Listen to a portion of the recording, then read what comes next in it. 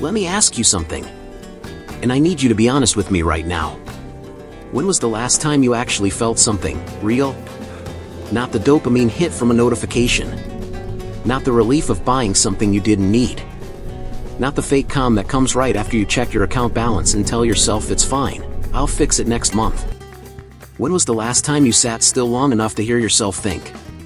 Because here's what I've noticed, and maybe you've noticed it too, there's a certain kind of behavior that's become so normal, so widespread, so quietly accepted, that nobody talks about it anymore. And I'm not here to judge anyone. I've done it. Probably you have too. But I need to say it out loud. There are things people do with money, with their time, with their choices, that slowly disconnect them from who they actually are. And the terrifying part? It doesn't feel wrong when you're doing it. It feels like everyone else. That's exactly the problem. There's a psychological term called normative behavior. It basically means, we look around, we see what everyone else is doing, and we assume that's the right way to live. And for most things in life, that works fine. But with money? With how we spend, save, invest, consume? Following the crowd isn't just ineffective. It's quietly dangerous. Think about it. The average person in the United States carries over $6,000 in credit card debt. Not because they're stupid. Not because they don't care. But because the system, the ads, the culture, the one-click checkouts, the buy now, pay later buttons, was specifically designed to make overspending feel rational. And Europe isn't immune either. The pressure to keep up, to travel, to dress well, to look like your life is moving forward, it's real. It's everywhere. So what happens? People spend money they don't have, on things they don't need, to impress people they don't even like that much. And the worst part isn't the debt. The worst part is the numbness that comes after. That quiet resignation. That feeling of, well, this is just how it is. No. That's not how it has to be. But to understand why people fall into this trap, we need to go somewhere most financial advice never goes. We need to talk about identity. Because your spending habits aren't just financial decisions. They're confessions. Every time you open your wallet, physically or digitally, you're making a statement about who you believe you are. Not who you want to be. Who you believe you are. There's a difference. And that difference is everything. I want you to think about the last 3 purchases you made that weren't groceries, weren't bills, weren't necessities. Just think about them. Don't judge them yet. Just see them. Now ask yourself, what was I feeling right before I bought that? Bored? Anxious? Lonely? Trying to celebrate something that nobody else noticed? Trying to fill a Tuesday afternoon that felt emptier than it should? This is what behavioral economists call emotional spending. But I don't like that term. It sounds too clinical. Too distant. Like it's someone else's problem. What it really is self-medication. And I say that with no judgment, because at some point, most of us have used money the same way people use alcohol, food, or scrolling. To not feel something. Or sometimes, to feel anything at all. The Roman philosopher Seneca wrote something almost 2,000 years ago that still cuts deep today.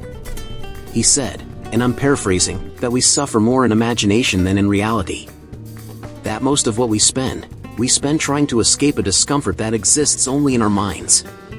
2,000 years ago. And here we are, still doing it. Still buying things to outrun a feeling. Still confusing movement with progress. Still mistaking consumption for living. And the question isn't whether you've done this. The question is, do you see it clearly enough now to stop? There's a moment in every person's financial life that nobody talks about in podcasts or self-help books. It's not the moment you pay off your debt. It's not the moment you hit your first $10,000 saved. It's not even the moment you make your first smart investment. It's quieter than all of that. It's the moment you realize that the life you've been building was built for someone else's eyes. Not yours. Think about the apartment that's slightly too expensive because the location sounds good at parties. The car that's a little beyond your budget but photographs well. The trips you post about more than you actually experience. The clothes that signal a version of success you haven't quite reached yet but need people to think you have. None of this makes you a bad person. It makes you human. But here's where it gets interesting, and this is something most people never stop long enough to consider. When you spend to perform a version of yourself, you're not just losing money. You're losing time. You're losing energy. You're losing the mental clarity that comes from living within your actual reality instead of your projected one. Psychologists call this status consumption. The buying of things not for their utility, but for the story they tell others about who we are. And the brutal irony? The people you're performing for are doing the exact same thing. Everyone in the room is performing for everyone else in the room. It's a theater where nobody bought a ticket, but everyone showed up in costume. And the admission price is your financial future. The moment you step off stage, even just a little, everything changes. Not dramatically. Not overnight. But something shifts. You start making decisions from a different place. From inside. Not outside. And that shift, quiet as it is, might be the most important financial move you ever make. Let me tell you about a concept that changed the way I think about money entirely. It's called the gap. Not the store. Not the metaphor you've heard 100 times. Something more specific than that. The gap is the distance between what you earn and what you spend. Simple enough, right? Every personal finance book talks about it. Spend less than you make. Live below your means. You've heard it. But here's what they don't tell you. The gap isn't just a number on a spreadsheet. The gap is freedom, measured in months. Let me explain. If you have zero gap, if everything you earn leaves as fast as it comes in, then you have zero options. You can't leave a job that's slowly hollowing you out. You can't take a risk on something you actually believe in. You can't absorb a medical bill, a broken car, or rough month, without everything unraveling. You are, in the most literal sense, one bad week away from crisis. And the terrifying thing is that most people in their 20s are living exactly there. Right on the edge. Not because they're irresponsible, but because nobody sat them down and explained that financial freedom isn't about being rich. It's about having options. A person with $2,000 saved and $800 monthly expenses has more real freedom than someone earning $8,000 a month with $7,900 in monthly commitments. Read that again. Because that distinction, that simple, quiet distinction, is one of the most misunderstood ideas in personal finance. We've been taught to measure wealth by income. By what comes in. But real wealth is measured by how long you can survive without it. That's your runway. That's your leverage. That's your dignity when things go sideways. And things always go sideways at some point.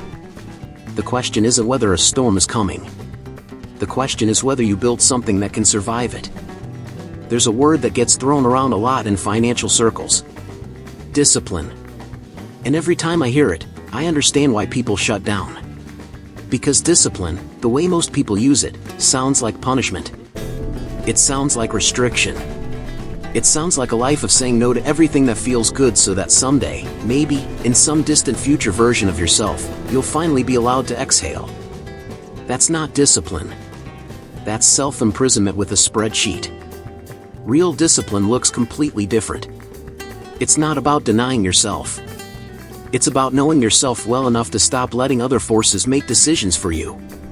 Think about it this way. A river isn't powerful because it has no water. It's powerful because it has banks, structure, direction. The water doesn't go everywhere, it goes somewhere. And because of that, it carves canyons. Your money works the same way. Without direction, it disperses. It disappears into subscriptions you forgot about, meals you don't remember, purchases that felt urgent and now feel hollow. With direction, even a modest income builds something real over time. But here's the part nobody wants to hear. Direction requires decisions. And decisions require you to know what you actually want. Not what you've been told to want. Not what looks good from the outside. What you, the specific, complicated, contradictory person that you are, actually value. And most people have never asked themselves that question seriously. They've optimized for a life that looks successful without ever stopping to define what success means to them personally. So they climb. And they arrive. And they look around. And something feels missing. Not because they failed. Because they were climbing the wrong wall. The most important financial question you will ever ask yourself isn't how do I make more money? It's what am I actually building this for? Because without that answer, no amount of income, no investment return, no savings rate will ever feel like enough. And you'll keep spending. Keep performing. Keep running. Without ever arriving anywhere that feels like home. If you've made it this far into this video with me, and I mean really made it, not just had it playing in the background while you scrolled through something else, then I want to say something directly to you. Subscribe to this channel. Not because I'm asking you to, but because what we talk about here isn't filler content. It isn't recycled advice dressed up with fancy graphics. It's the kind of conversation most people in your life will never have with you. About money, yes. But more than that, about how you actually want to live. And if that's something you want more of, hit subscribe. Stay with us. We show up every day. Now, I want to ask you something before we close this out.